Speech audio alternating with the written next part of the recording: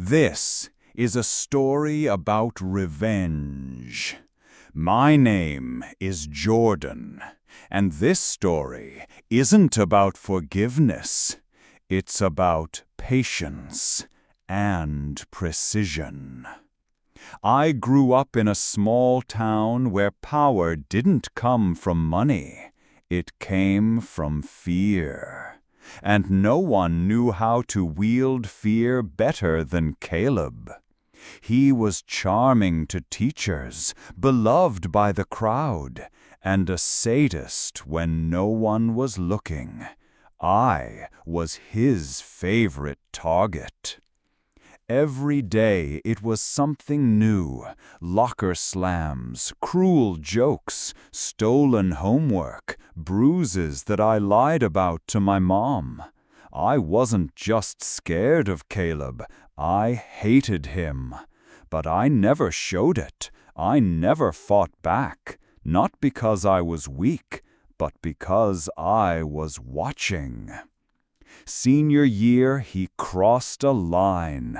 He humiliated me in front of the entire cafeteria, pushed me into a tray of food, filmed the whole thing, posted it online. Overnight, I became Tray Boy.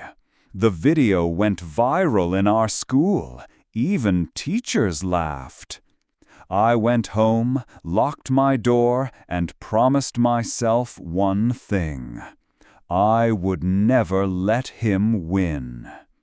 College was my escape. I studied hard: business and psychology, two tools I knew I'd need. I graduated early, got an MBA, and never looked back. But I didn't forget. I tracked Caleb, quietly. Social media made it easy. Turns out, without school to prop him up, he was nothing. He hopped jobs, failed relationships, no real career. The real world didn't care about his smirk. Meanwhile, I was climbing, fast.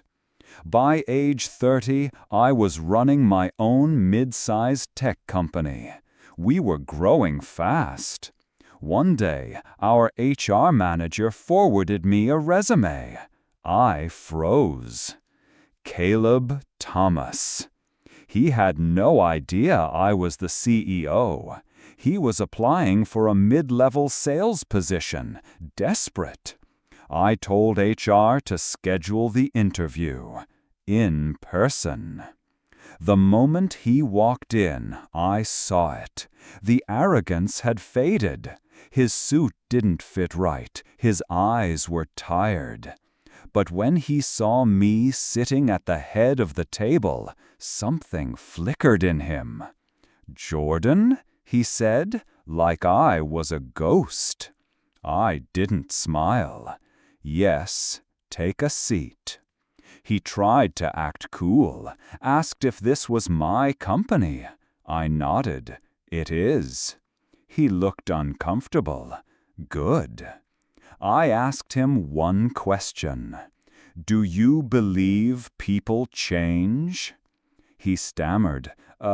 Yeah, I think so." I leaned forward. "I don't." I thanked him for coming, told him we'd be in touch. He left, awkward and pale. A week later, HR told me he'd called 3 times to follow up. I waited. Then I called him directly, told him he got the job. He sounded shocked, grateful, but I wasn't doing this to be kind. For 6 months, I let him believe he had a future here. I assigned him to tasks just outside his skill set, gave him unreachable goals, watched him drown, slowly. He stayed late, begged for more chances. I gave them to him, every time. Until the day I called him into my office. "Caleb," I said, I need you to clean out your desk." Stood there, stunned. The power dynamic had flipped completely. He left in silence. I didn't ruin him. I just reminded him what it felt like to be powerless. And as I watched him walk out that door, slumped, defeated, I didn't feel joy. I felt peace. Because some people don't deserve a second chance. Some lessons have to hurt. But before you think I was just being cruel, you should know what he took from me. You see, back then, it wasn't just bruises and broken pride. Caleb destroyed something I never got back: my confidence. There was a girl I liked, Emily, quiet like me, but with a kind smile. We were lab partners once, and I thought, maybe, just maybe, someone saw me. But Caleb saw it too, and he didn't like it. One day, he cornered her at her locker, said I was obsessed, creepy. She never spoke to me again. That was the moment I stopped believing I mattered. He didn't just bully me. He rewrote the way I saw myself. Years of therapy couldn't undo that overnight. So no, I didn't fire him just for old time's sake. I fired him because deep down he still believed he was untouchable. Even when he was under me, begging for praise, he never apologized, never once admitted what he did. One time, during a quarterly check-in, I asked him how he handled conflict in the workplace. He said, "I don't like confrontation. I believe in lifting others up." I almost laughed in his face, but I stayed silent. Because revenge, when done right, doesn't need to be loud. It just needs to be felt. I later learned from HR that he broke down in the parking lot the day I fired him, sat in his car for almost an hour. They thought he was crying. Do I regret what I did? No. But here's the strange thing.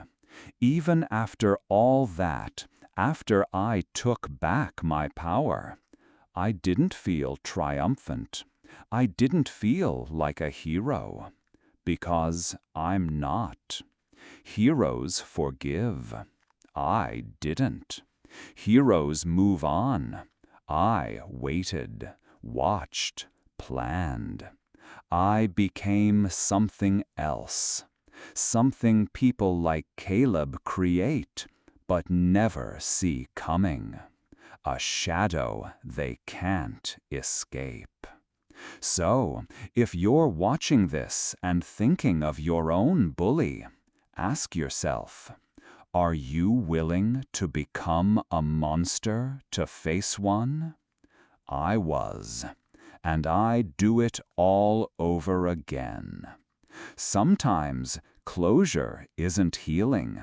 Sometimes it's just silence after the storm.